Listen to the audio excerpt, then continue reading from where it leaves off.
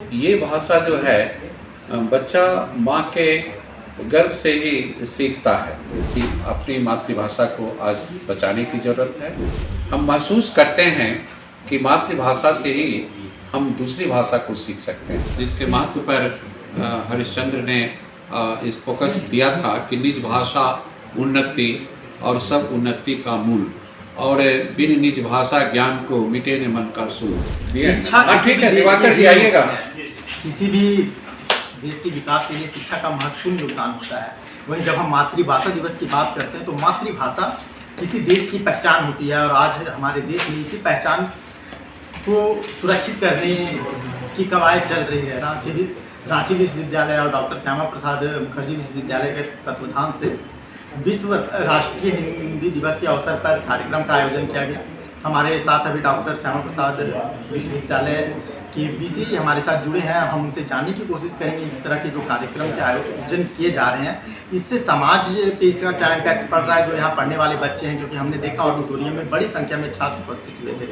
तो इस पर छात्रों का क्या रिएक्शन है? सर, अभी मातृभाषा को लेकर जिस तरह से एक संकट का दौर चल रहा है, लोग हिंदी या फिर जो अपनी मातृभाषा है वो पढ़ाइयों को छोड़कर अन्य भाषाओं में पढ़ाई करना चाह रहे हैं, तो इसके पीछे का रीज़न क्या है और इससे हम लोग किस तरह से आगे बढ़ सकते हैं? देखिए, पहली बात तो मैं ये बताना चाहूँगा कि आज अंतर्राष्ट्रीय मातृभाषा दिवस है। प्रश्न ये उठता है कि हम लोग अंतर्राष्ट्रीय मातृभाषा दिवस मनाते क्यों? भाषाएं कई हैं, हर देश की भाषा होती है, हर प्रदेश की भाषा होती है, लेकिन जो भाषाएं हैं खासकर हम लोग के देश में मातृभाषा हिंदी को ही मातृभाषा हम लोग मानते हैं। और ये भाषा जो है बच्चा माँ के गर्भ से ही सीखता है। आप यूँ कहें कि मातृभाषा का अर्थ ही होता है कि जो हृदय से भाषा बोली जाती है। इसलिए दिनकर ने बताया कि हृदय की वाणी, मातृभाषा को डिफाइन किया है राष्ट्रकवि रामधारी सिंह दिनकर ने कि हृदय की वाणी ही मातृभाषा है, जो हृदय से बोली जाती है। तो आज हम 21वीं शताब्दी में आज मातृभाषा दिवस मना रहे हैं, जिसमें हम मातृभाषा के महत्व को बताते हैं कि अपनी मातृभाषा को आज बचाने की ज़रूरत है। हम यहाँ पर एक बात ये भी बताना चाहेंगे कि वर्तमान में हमारे प्रधानमंत्री नरेंद्र मोदी जी ने भी मातृभाषा के महत्व को देखते हुए जो नई आप कहें जो राष्ट्रीय शिक्षा नीति बनाई गई है, उस राष्ट्रीय शिक्षा नीति में भी मातृभाषा पर जोर दिया गया है कि क्लास 5 तक बच्चे अपनी भाषा में पढ़ाई को करें। माने हम महसूस करते हैं कि मातृभाषा से ही हम दूसरी भाषा को सीख सकते हैं। अगर हमें दूसरी भाषा भी सीखना है तो पहले मातृभाषा को सीखना होगा। जैसे कि आप मातृभाषा के रूप में हमारे यहाँ हिंदी है भारत में, और आज विश्व के मानचित्र पर अगर भाषाओं की श्रेणी में वर्गीकरण करते हैं तो हिंदी को तीसरा स्थान प्राप्त है। और यहीं पर विश्व में सबसे ज़्यादा जो भाषा बोली जाती है वो अंग्रेजी है। लेकिन ठीक है, आज अंग्रेजी भी बोली जाती है, वो भी एक भाषा है, लेकिन हिंदी जो हमारे देश की मातृभाषा है, ये भी विश्व के मानचित्र पर तीसरा स्थान प्राप्त है। और हम अपनी भाषा को जीवित रखना चाहते हैं।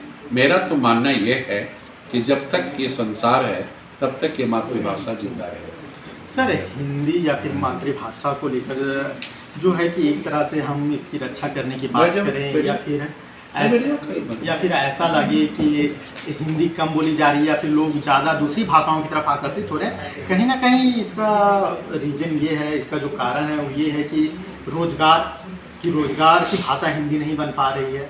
दूसरी भाषाओं में लोगों को रोजगार मिल रहा है तो लोग हिंदी से कट रहे हैं।